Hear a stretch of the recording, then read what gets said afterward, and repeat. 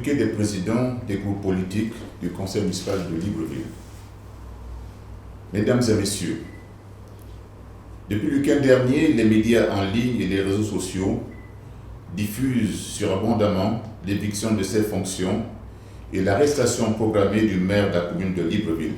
Bien plus, la convocation de celui-ci à l'élection générale des comptes d'ingérence et de la sécurité militaire, communément appelée B2, court également depuis lors.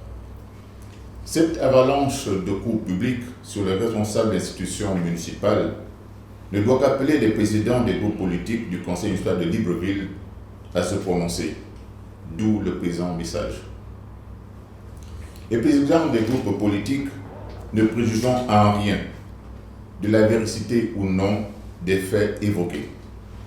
Nous pensons cependant et tout rationnellement que l'acharnement qui est constaté corrompt malheureusement la bonne foi de certains. Tout semble se passer comme s'il n'existe plus de conseil municipal à Libreville, composé d'élus, c'est-à-dire de représentants des citoyens qui ont mot à dire si ce n'est à décider.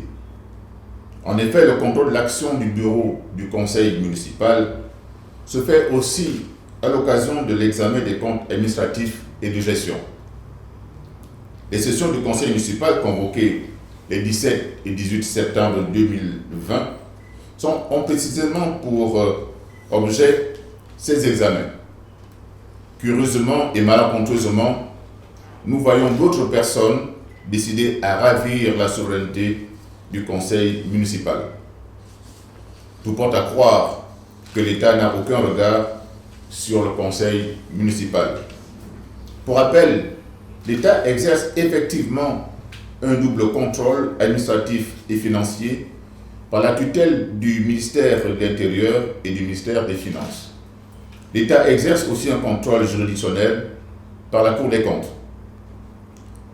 Chers collègues conseillers municipaux, depuis le début de notre mandat, nous discutons fort, certes, mais heureusement chacun avec sa conception d'un Libreville qui avance.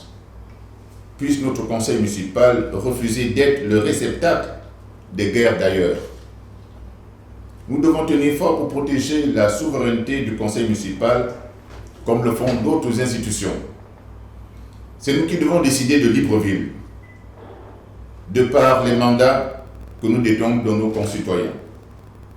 Cette prérogative, ce pouvoir, ne reviennent à nulle autre personne. Gardons au plus profond de nous que la loi nous donne des pouvoirs de souveraineté que nous devons exercer.